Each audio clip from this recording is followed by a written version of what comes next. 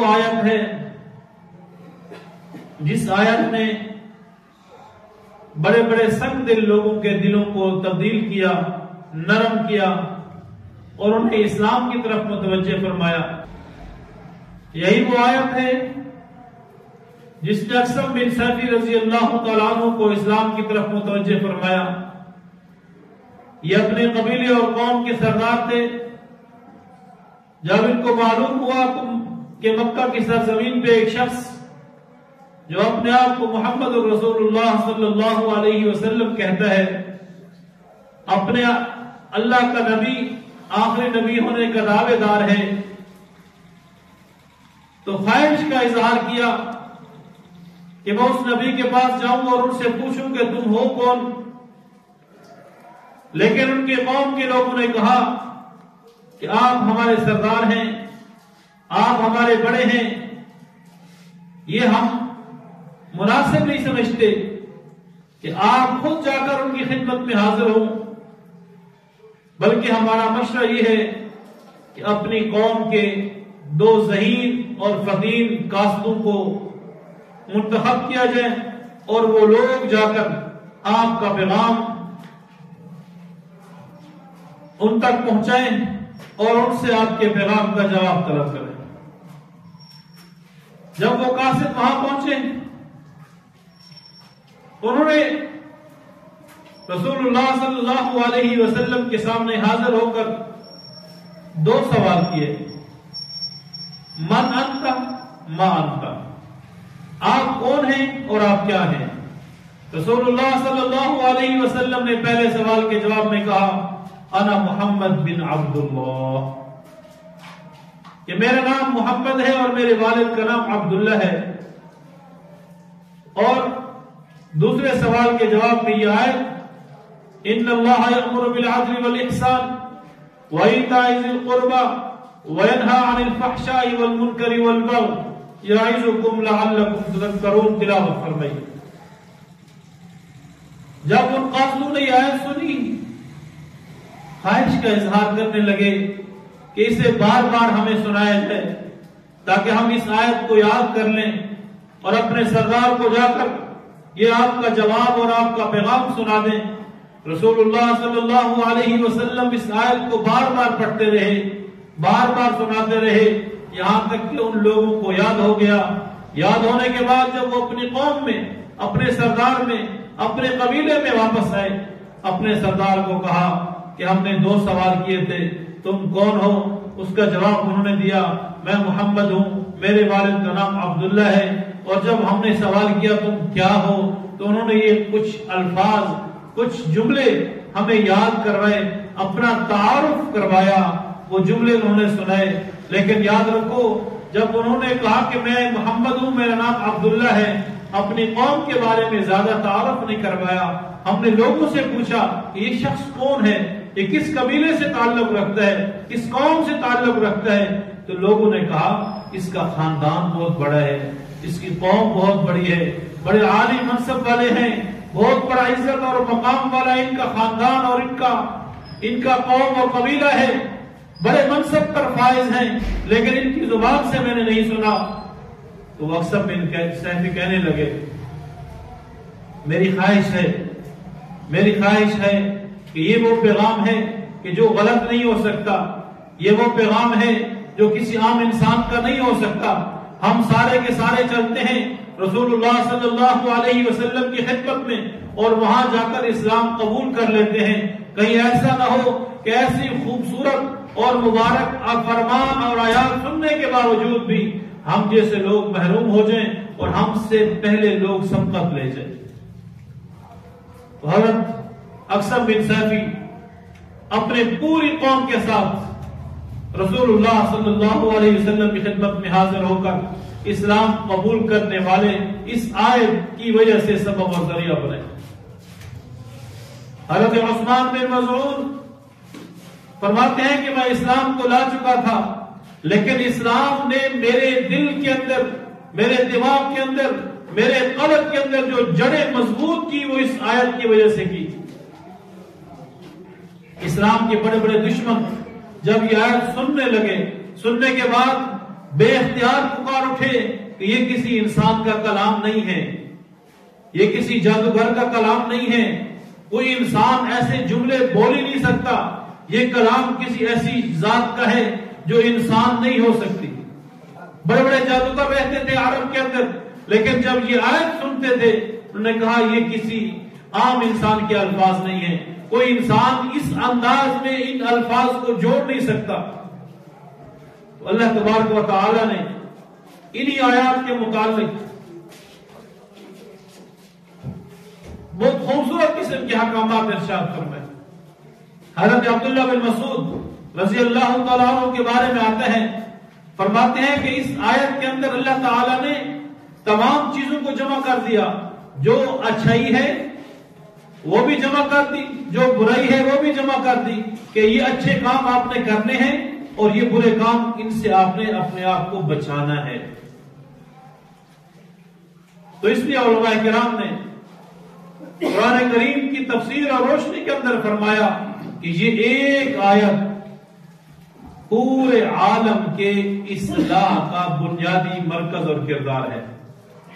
اگر کوئی شخص ہم سے یہ سوال کرے کہ اسلام ہے کیا، اسلام کا مقصد کیا ہے، اسلام کا سبب کیا ہے، ہم اس کے جواب میں یہ آیت سنا کر ان کو جواب دے سکتے ہیں کہ اسلام تین چیزوں کو کرنے کا کہتا ہے اور 3 چیزوں سے روکتا ہے۔ بس کل 6 چیزیں ہیں، 3 سے ہم نے اپنے آپ کو بچانا ہے اور 3 کام ہم نے کرنے ہیں۔ ان میں سے جو سب سے پہلا کام کرنے کا ہے وہ عدل ہے۔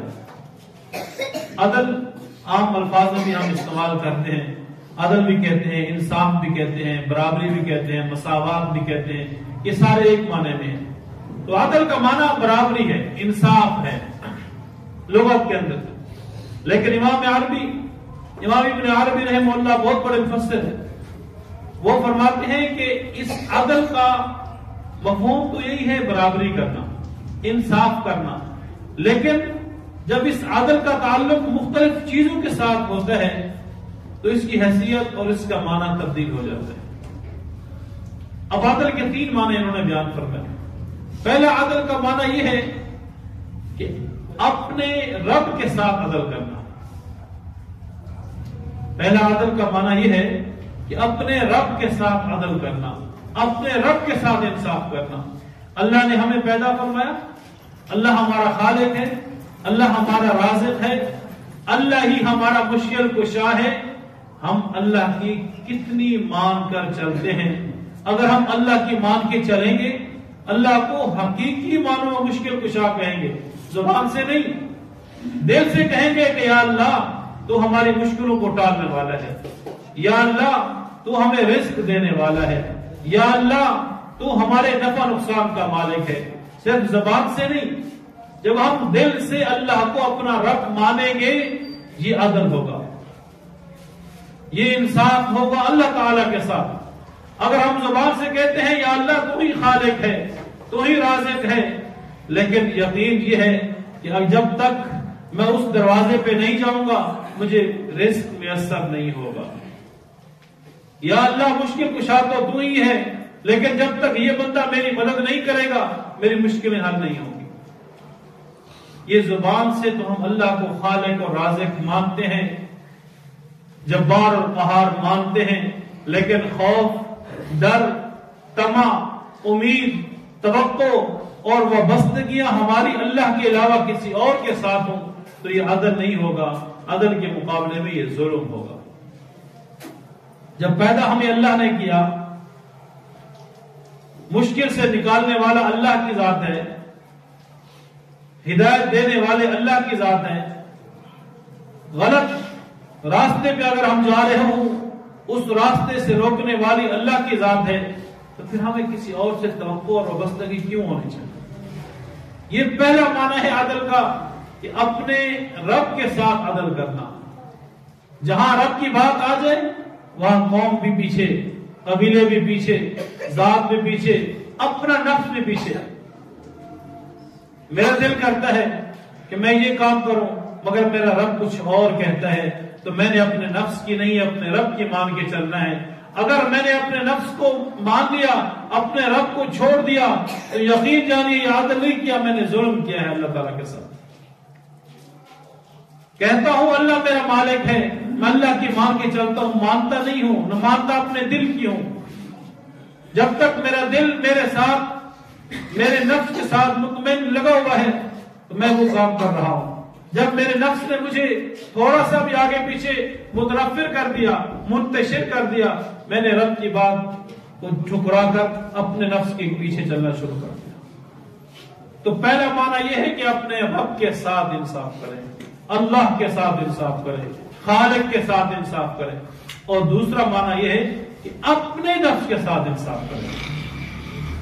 اپنے نفس، اللہ نے ہمیں انسان بنایا، ہمیں اللہ نے جان دی، صحت دی، اس کا بھی خیال کرنا ہے، اس کے ساتھ بھی عدل کرنا ہے۔ اللہ نے ہمیں آنکھیں دی، ہمیں ہاتھ دیے، پاؤں دیے، اللہ نے بھی آیت پیدا فرمایا، یہ اللہ کا کتنا بڑا احسان ہے۔ اب دیکھنا یہ ہے اللہ نے مجھے ہاتھ کس لیے دیے؟ کسی پہ ظلم کرو؟ اللہ نے مجھے آنکھیں کس لیے دی؟ کسی کو غلط نظر سے دیکھوں؟ اللہ نے مجھے عقل، مجھے بصیرت، مجھے بصارت، میرے دل کی ساری خواہشیں اللہ نے مجھے عطا فرمائی، کس لیے دی؟ کہ میں کسی کے ساتھ ناانصافی کروں؟ نہیں۔ اگر میں اپنے آنکھ کا استعمال صحیح کر رہا ہوں، زبان کا استعمال صحیح کر رہا ہوں، اپنے جسم کے ایک ایک عضو کا استعمال صحیح کر رہا ہوں، تو یہ عدل ہے، یہ انصاف ہے۔ اگر میرا کسی جسم کا کوئی حصہ جو اللہ نے جس مقصد کے لیے پیدا فرمایا اس مقصد میں استعمال نہیں ہو رہا، تو یہ عدل نہیں ہے، یہ ظلم ہے۔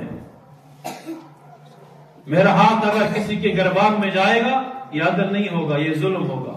میری زبان کسی کو تکلیف دینے کے لیے استعمال ہوگی، یہ عدل نہیں، یہ ظلم ہوگا۔ میرے پاؤں چل کر کسی کے نقصان پہنچانے کے لیے استعمال ہوں گے تو یہ عدل نہیں، یہ ظلم ہے۔ اللہ نے جو چیز میرے جسم کے اندر جس مقصد کے لیے پیدا کی اسے وہاں استعمال کرنا، اسے عدل کہتے ہیں۔ اور یہاں تک حدیث میں آتا ہے کہ عبادت کے اندر بھی آپ عبادت کے موقع کے اوپر بھی اپنے نفس کے ساتھ انصاف کریں۔ ایک مرتبہ رسول اللہ صلی اللہ علیہ وسلم مسجد نبوی تشریف لائے، دو ستونوں کے درمیان رسی لٹکی ہوئی تھی۔ آپ صلی اللہ علیہ وسلم نے پوچھا یہ رسی کیوں باندھی گئی ہے؟ عرض کیا گیا یا رسول اللہ، حضرت زینب نے یہ رسی باندھی ہوئی ہے، جب وہ تلاوت کرتے کرتے، نماز پڑھتے پڑھتے، عبادت کرتے کرتے تھک جاتی ہے تو اپنے بالوں کے ساتھ اس رسی کو باندھ دیتی ہے تاکہ جب ان کو نیند آئے تو ان کی آنکھ کھل جائے۔ تو رسول اللہ صلی اللہ علیہ وسلم نے فرمایا نہیں، جب تم حشاش بشاش ہو، طبیعت کی اجازت دے رہی ہو، آپ کی صحت کی اجازت دے رہی ہو، عبادت کرو، اور جب نیند آنے لگے تو نیند کر لو۔ یہ آپ کے نفس کا آپ سے تقاضا ہے، عبادت بھی کرو، اللہ کی عبادت ہے، لیکن جب عبادت سے تھک جاؤ تو آرام بھی کرو، یہ آپ کا نفس کا تقاضا ہے، آپ کے جسم کا آپ کے اوپر حق ہے۔ اس لیے علماء کرام نے ایک خوبصورت بات ارشاد فرمائی، جس کا ہم سبھی لوگ اتنا فرمانی کرتے ہیں، انکار کرتے ہیں قسم کا، فرمایا کہ بعد نماز عشاء، یہ ایسی بات ہے کہ ہمارے دل کو شاید 1% بھی پسند نہ آئے کہ بعد نماز عشاء صرف دینی امور پر بات کرنے کے علاوہ کوئی بھی بات کرنا منع ہے۔ یہ حدیث ہے، مستند حدیث ہے، لیکن ہمارے اس معاشرے میں کوئی ایک شخص بھی شاید ایسا ہو جو اس پہ منوان تسلیم ہو رہا ہو۔ ہم سب اس حدیث کی خلاف ورزی کر رہے ہیں کیونکہ ہم نے رات دیر تک جاگنا ہے، وہ بھی فضولیات میں، اور اکثر ہماری فضولیات رات عشاء کے بعد شروع ہوتی ہیں۔ اکثر اپنی نجی زندگی، اپنے دل کا محاسبہ کریں، میں جیسا ہوں مجھے پتا ہے، آپ جیسے ہیں آپ کو پتا ہے، اپنے اپنے نفس سے پوچھئے ہم بعد نماز عشاء کیا کرتے ہیں۔ ہماری تنہائی کا وہ وقت ہوتا ہے، تنہائی کا وقت ہمارا کس کام میں گزرتا ہے، اپنا محاسبہ کیجئے۔ اور یہی وجہ ہے جب ہماری خلوت اور ہماری جلوت ایک نہیں ہوگی، ہمارے اندر تبدیلی نہیں ہے۔ چار لوگوں کے اندر ہم بزرگ بن جاتے ہیں، بڑے نیک بن جاتے ہیں، بڑے اچھی اچھی باتیں کرنے والے بن جاتے ہیں، اور جب تنہائی کا موقع ملتا ہے تو ہمارا نفس، ہمارا ضمیر بھی ہم سے شرماتا ہے کہ یہ شخص باتیں کیسے کر رہا ہے اور عمل کیسا ہے اس کا۔ وہ ہمارے نفس کا ہمارے اوپر حق ہے کہ وقت عشاء ہو چکا، اب ہم نے نفس کو آرام دینا ہے، اپنے جسم کو آرام دینا ہے، اپنی آنکھوں کو سکون پہنچانا ہے، اپنے جسم کے ایک ایک حصے کو ہم نے سکون پہنچانا ہے۔ وہ اس وقت عدل کرنے کا وقت ہوتا ہے۔ اگر ہم اس وقت اپنے نفس پہ ظلم کریں گے، اپنے نفس کو استعمال کریں گے، اپنے جسم کو تھکاوٹ میں ڈالیں گے، دماغی طور پر یا جسمانی طور پر، یہ عدل نہیں ہوگا، یہ ظلم ہوگا۔ اور تیسرا معنی عدل کا امام ابن عربی رحمہ اللہ فرماتے ہیں کہ تمام مخلوقات کے ساتھ عدل کرنا، اللہ کے ساتھ عدل، اپنے جسم کے ساتھ عدل، تمام مخلوقات کے ساتھ عدل، تمام مخلوقات اس میں انسان، حیوان، پرند، چرند، ساری مخلوق اس میں شامل ہے۔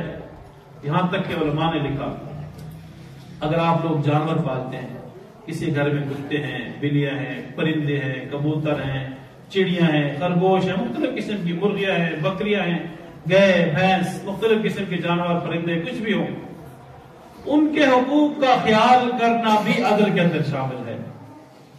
ان کو کس وقت پانی کی ضرورت ہے، کس وقت گھاس کی ضرورت ہے، کس وقت چارے کی ضرورت ہے، کس وقت گرمی اور سردی کی اس کی ضرورت ہے، ہر موسم کے مطابق اس کے ایک ایک حق کو ادا کرنا یہ عدل ہے۔ اب یہ بتائیے ایسی باتیں اسلام کے علاوہ کس مذہب کے اندر لکھی ہوئی ہے؟ جانوروں کے ساتھ کوئی کتا بھی اگر آپ کے گھر میں ہے اور وہ پیاسا مر جائے، حضرت عمر کا قول سن لیجئے، یہ فرات کے کنارے دریائے فرات، اگر ایک کتا بھی پیاس سے مر جائے تو روز محشر عمر سے پوچھا جائے گا، امیر المومنین، اتنی بڑا آدمی، وقت کا حکمران، یہ ڈر رہا ہے کہ اگر کتا بھی پیاسا اور بھوکا مر جائے تو مجھ سے پوچھا جائے گا۔ اتنا بڑا عادل انسان۔ اور آج ہمارا یہ عالم کہ ہم اگر والد ہیں اپنے اولاد سے کیا کرتے ہیں، بھائی ہیں چھوٹے بھائیوں سے کیا کرتے ہیں، بحیثیت خامد ہیں تو اپنی بیوی سے ہمارا کیا سلوک ہوتا ہے، اگر ہم استاد ہیں اپنے شاگردوں سے کیا سلوک ہوتا ہے، اگر ہم کسی دکان کے، کسی فیکٹری کے، کارخانے کے مالک ہیں تو ہم نے اپنے محتاطوں کے ساتھ کیا رویہ ہوتا ہے، بالکل سوچتے نہیں ہیں۔ ہاں عدل ہمیں یاد آتا ہے، وہ عدل نہیں کر رہا ہے، وہ انصاف نہیں کر رہا، وہاں انصاف نہیں ہو رہا، وہاں انصاف نہیں ہو رہا، یہ کوئی بھی نہیں کہتا کہ میں بھی انصاف نہیں کر رہا۔ کبھی ہم نے نہیں سوچا، ضرور کہتے ہیں عدالتوں میں انصاف نہیں ہے، تھانوں میں انصاف نہیں ہے، کچہریوں میں انصاف نہیں ہے، سب کچھ آ جائے گا، لیکن جب انصاف کا ترازو میرے ہاتھ میں ہوگا تو جو میں انصاف کروں گا وہ میرا ضمیر مجھے خود بتائے گا۔ مجھے انصاف کی ضرورت نہیں ہے، میں دینے کے لیے نہیں، میں لینے کے لیے ہوں، ہر ایک سے انصاف مانگوں گا۔ اگر مجھ سے کسی نے انصاف مانگا، یہ بڑے بدتمیز آدمی ہیں، یہ تو میرے ساتھ ظلم کر رہے ہیں، یہ تو زیادتی کر رہے ہیں، یہ ناجائز مطالبہ ہے، پھر میرے یہ الفاظ ہوتے ہیں۔ تو اس لیے انصاف مانگے بھی، انصاف دیں بھی۔ آپ سارے کے سارے حکمران ہیں اور کچھ بھی نہیں ہے، آپ سے چھوٹا بھائی تو ہوگا، سب سے چھوٹا بچہ بھی اگر یہاں بیٹھا ہو، اس کی چھوٹی بہن تو ہوگی، چھوٹا بھائی تو ہوگا، اور کچھ نہ ہو محلے کا چھوٹا بچہ تو ہوگا نا اس سے چھوٹا، تو وہ بھی اس کے اوپر حکمران ہے۔ ایک کسی بزرگ سے پوچھا حضرت عمر بن عبدالعزیز رحمہ اللہ نے، انصاف کا مطلب بتاؤ۔ انہوں نے کہا بہت بڑا سوال کر دیا، انصاف کا مطلب بتاؤ، عدل کا، بہت بڑا تو نے سوال کر دیا۔ جواب میں ایک جملہ ارشاد فرمایا، جب وہ بڑا ہو اس کے لیے بیٹے بن جاؤ، جو چھوٹا ہو اس کے لیے باپ بن جاؤ۔ جو آپ سے بڑا ہو یوں سمجھو کہ یہ میرے والد کی جگہ ہے، جو آپ سے چھوٹا ہو یوں سمجھو یہ میرے بیٹے کی جگہ ہے۔ اب بڑے کی عزت کی جاتی ہے اور چھوٹے پہ شفقت کی جاتی ہے، اور حدیث کا مفہوم ہے من لم یرحم صغیرنا، جو ہمارے چھوٹوں پہ رحم نہ کرے، شفقت نہ کرے، ولم یوقر کبیرنا، جو بڑوں کی عزت اور احترام دل میں نہ لائے، وہ ہم میں سے نہیں ہے۔ بہترین معنی انصاف کا یہی ہے کہ جو بڑا ملے اس کی عزت کرو، جو چھوٹا ملے اس سے پیار اور شفقت کا معاملہ کرو۔ تو تین معنی عدل کے، پہلا معنی اپنے اللہ کے ساتھ انصاف کرو، اللہ کا ہم سے کیا مطالبہ اور تقاضا ہے؟ اپنے نفس کے ساتھ انصاف کرو. میرا جسم کس لیے اللہ نے مجھے دیا؟ میری آنکھیں، میرے اعضاء، میری نعمتیں جو میرے جسم کے اندر ہیں اللہ نے کس لیے دی؟ اس کے ساتھ انصاف کرنا ہے. اور تیسرے نمبر پہ تمام مخلوقات کے ساتھ، انسان، حیوانات، حشرات، جتنے کچھ بھی ہیں، یہاں تک کہ علماء نے فرمایا اگر کوئی مجرم بھی ہو، جتنا اس کا جرم ہو اتنا ہی اس کو سزا دینا. اس سے زیادہ سزا دیں گے، غصے کے اندر انسان دے دیتا ہے، اگر اس سے زیادہ دیں گے تو یہ عدل نہیں، یہ ظلم ہوگا. تو یہ تین معنی عدل کے ہیں. اور قرآن عدل کے بارے میں کیا کہتا ہے، اس کے بعد احسان ہے، باقی چیزیں انشاءاللہ 2-3 خطبوں کے اندر کوشش ہوگی کہ اس مضمون کو سمیٹا جائے. اللہ تعالیٰ سے دعا ہے کہ اللہ تعالیٰ اس اصلاح عالم کی اس پروگرام کو صحیح معنوں میں ہمیں سمجھنے کی اور اس پہ عمل کرنے کی توفیق عطا فرمائے. وآخر دعوانا الحمدللہ.